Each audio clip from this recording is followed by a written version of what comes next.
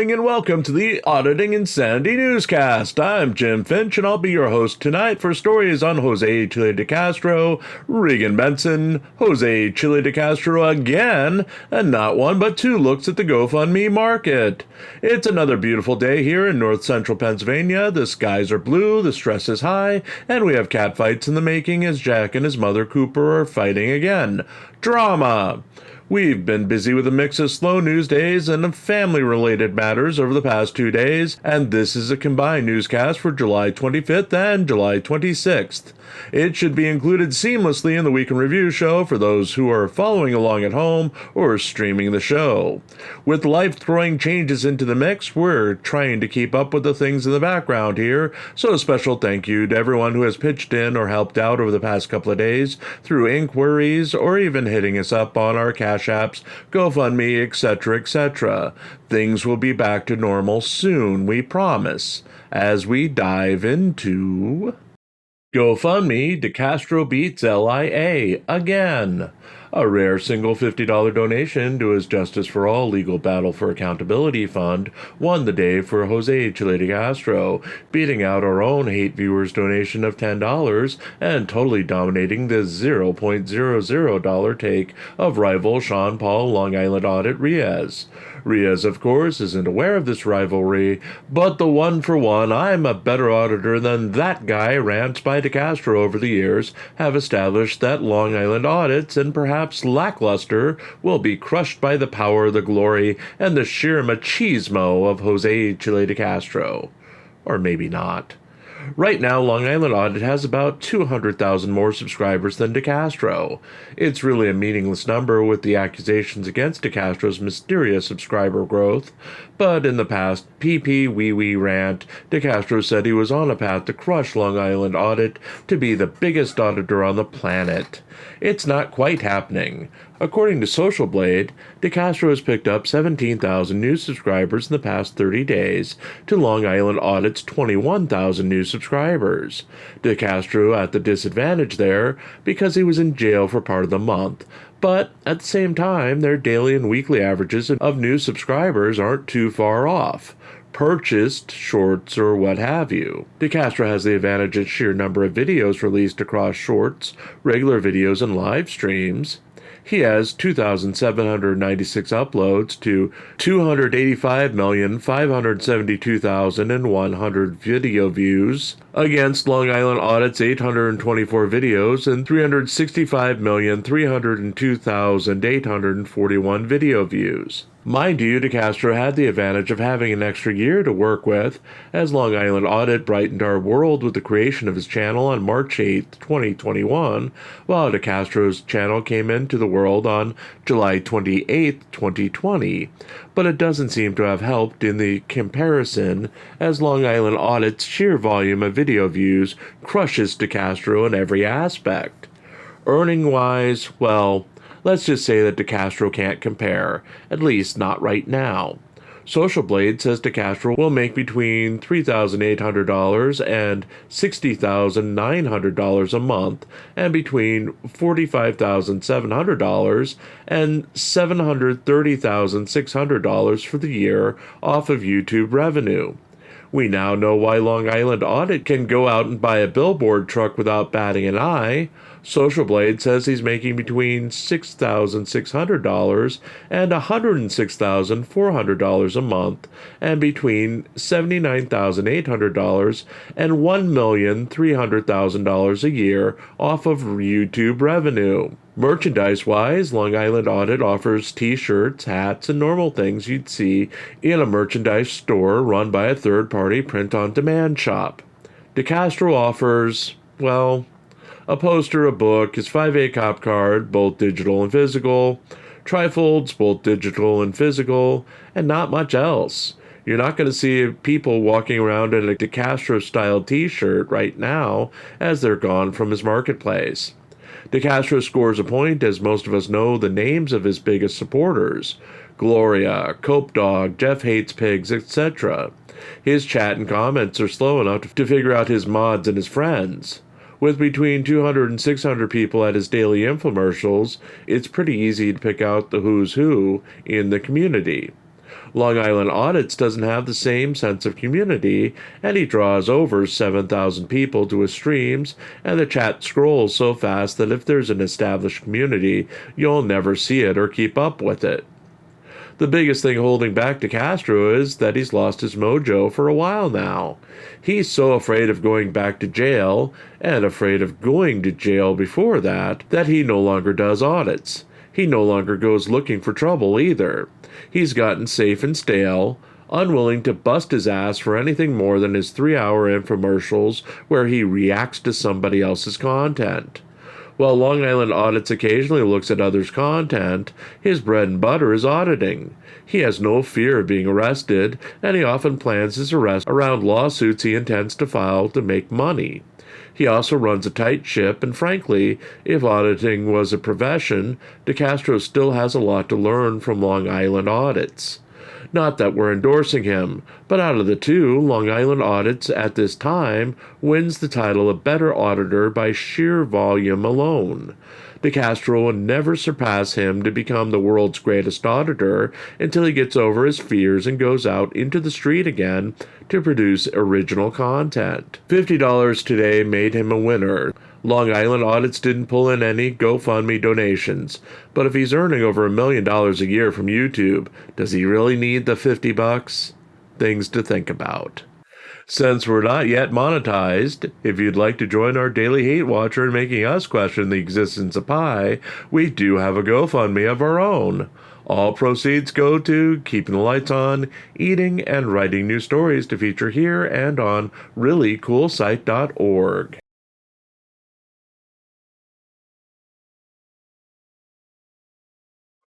GoFundMe, no winners in war. Again. Jose Chile DeCastro, Sean Paul, Long Island Audit Riaz, and our own ongoing expenses fund were among the group of losers competing for the GoFundMe crown on Thursday, with the winner ultimately going to Goose Eggs. Despite new videos by LIA and DeCastro, we had the day off due to a lack of news. There was no action in the market, leaving everyone a loser for the day. For some funds, it was business as usual, but our usual big red flag waving comes with DeCastro's funds, as he claims he needs them the most. Yesterday, you heard a comparison between DeCastro and Long Island Audit, where we proclaimed, without endorsing anything about his channel, Long Island Audit the victor and better auditing channel based on sheer metrics and money coming in. It's true, Long Island Audit probably has more money in his couch cushions or his navel than DeCastro has in his whole world. DeCastro also has much more to lose. While Long Island Audit is facing criminal charges, he's in no danger of actually going to jail, while DeCastro himself is fighting tooth and nail to keep his freedom and to punish those who have wronged him. Remember that Long Island Audit has his petty vendettas and his money-making vendettas. If you believe him, instead of life, liberty, and the overall belief in the Constitution, the vast majority of his targets are for go-away money, quick dismissals, and pocketing of some quick ducats from otherwise easy targets. There's no real risk for the reward, but it's built the empire for Long Island Audit and will continue to fund him, as there's always going to be a corrupt cop in the New York area for him to exploit, sue, and live off like the world's biggest tick. DeCastro, on the other hand, has a history of playing the long shots and devoting his time to petty revenge that earned him nothing. We go back to the Kate Peter and Josh Abrams situation. The YouTuber was out for blood, not for victory, not for financial gain. He wanted to wipe Kate Peter off of the internet and expended nearly a year of his time to a lawsuit that literally went nowhere. He realized this early and tried to pivot to a lawsuit against YouTube itself, and all it really gained him was all the free publicity he used to get from criticism videos went by the wayside because he struck everyone who used his content to criticize him into oblivion. Yes, Mr. Freedom of the Press struck everyone to stifle their speech because he didn't like criticism. Without the showcase of criticism from literally dozens of channels saying his name and spreading the word about him every night, his own actions made him a lolcal and cost him the free advertising and growth within the 1A community. As of right now, we're one of the main channels that goes out of their way to cover DeCastro on a regular basis. Our context for covering him is news, and we don't use his content, so attempts to silence us will have to come through other means if it happens. But again, would it be worth it? Long Island Audits doesn't do it. He tends to embrace free advertising and not change course. Again, not an endorsement, but another wise way to maintain the course without self-destructing or going against the very philosophies that you claim to stand for. Since we're not monetized, if you'd like to join our daily hate watcher making us stand for hours to defend our principles, we do have a GoFundMe of our own. All proceeds go to keeping the lights on, eating, and writing new stories to feature here and on ReallyCoolSite.org.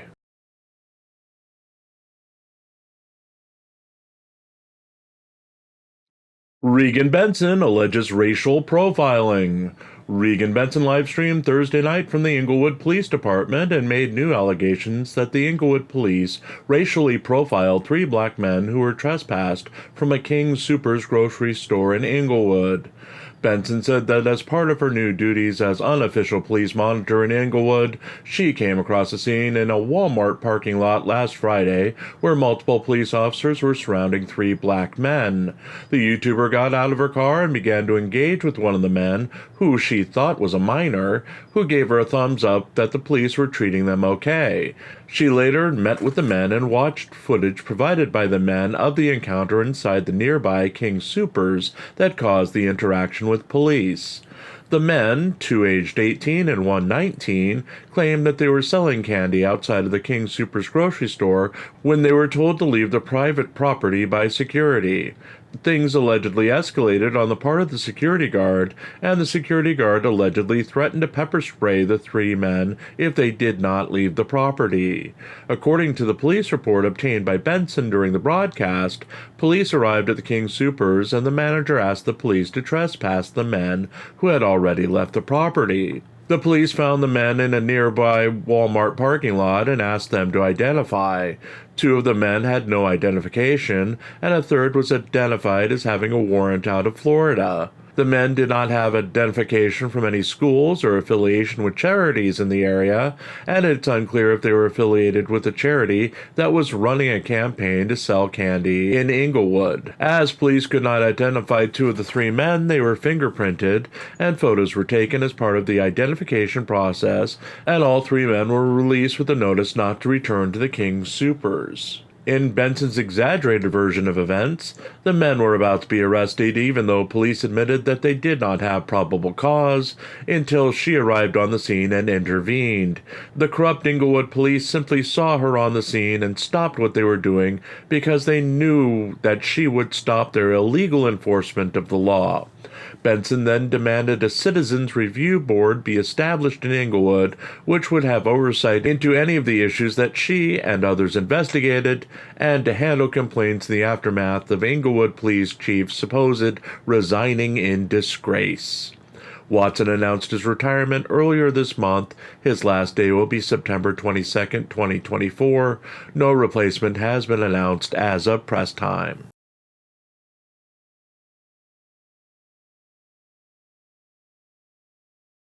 DeCastro attacks police in latest livestream. Despite claiming that he wanted to be more electable, Jose Chile DeCastro launched into multiple attacks on law enforcement during his 3.5-hour-long live stream Thursday night.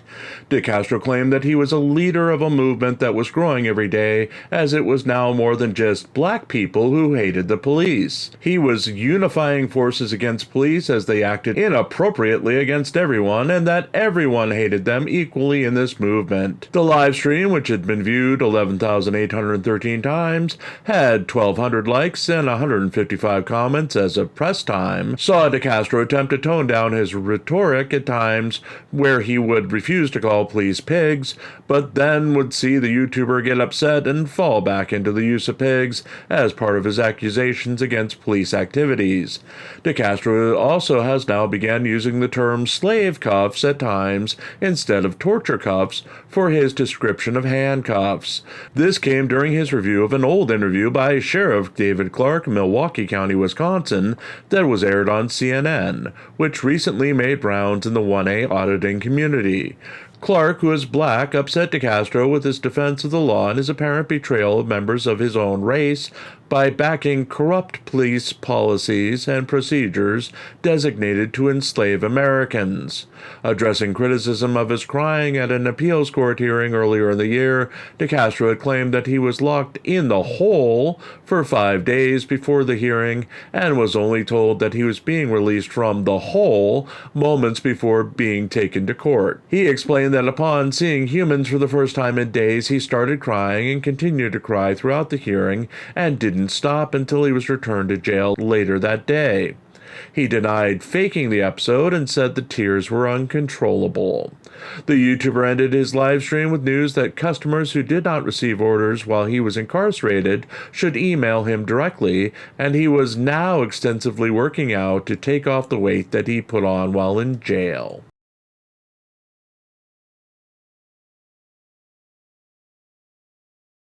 DeCastro avoids case dismissal? Jose Chile DeCastro's string of failures in regard to his activities in Ironton, Ohio 2 years ago may be coming to an end as he filed a last-minute request to extend time to serve defendants in his case against the police in Ironton, Ohio, which he filed in Nevada. DeCastro originally filed a federal civil rights lawsuit against the city of Ironton, Ohio, and various defendants 2 years ago. He alleged a number of things, but never got around to actually stating a claim against any of the defendants. After multiple missed deadlines and DeCastro's apparent intention to stretch the case out as long as possible, it was originally dismissed in late 2022, but then revived after DeCastro's late filing to a final deadline was accepted. It again lingered for months, with DeCastro refusing to state what anyone had done in the case or make a coherent legal argument. It was then dismissed with prejudice last fall. DeCastro immediately appealed and lost the appeal last month when the appeals court finally reaffirmed the lower court ruling and dismissed the case. In March of this year, DeCastro refiled the same case in Nevada, federal, and state-level courts against the same defendants, alleging that Nevada was now the proper place for the lawsuits as he resides there, and his fans who buy his products also reside there. The lawsuits were filed prior to DeCastro's March incarceration, which he claims prevented him from serving the defendants. The federal suit has since given notice that DeCastro's claims would be dismissed if he did not show proof of service or an indication as to why he could not serve the defendants in the case by July 27, 2024. DeCastro's reply, written on July 25th but filed on July 26th, the day before the deadline, indicates that DeCastro was unable to serve the defendants because he's been in jail, and that upon release from jail, he has been unable to skip trace the defendants in order to hire a process server. He also claims that he never received a notice from the court last month that the case would be dismissed, again stating that he only learned of the notice on July 25th, 2024. In the filing, DeCastro admitted that some of his claims against the defendants would be dismissed with prejudice due to the 2-year statute of limitations. DeCastro does not mention, however, that the entire case was dismissed with prejudice as the Ohio court's ruling was upheld on appeal. This is a breaking news story. And that was another not too long one, as we're getting the audio done before the actual newspaper stories are printed. A stitch in time serves up cosmic twine and all that, but again, we're striving to find balance and get back into the swing of things as soon as possible. For those who follow our all-star panels, we may have some big announcements in the future, especially about a fun but disturbing project the Almighty Pants has in store for us in the near future. Be afraid, folks. Be very, very afraid. On that note, we're out of here. See you tomorrow, and remember, the pants you save may be your own.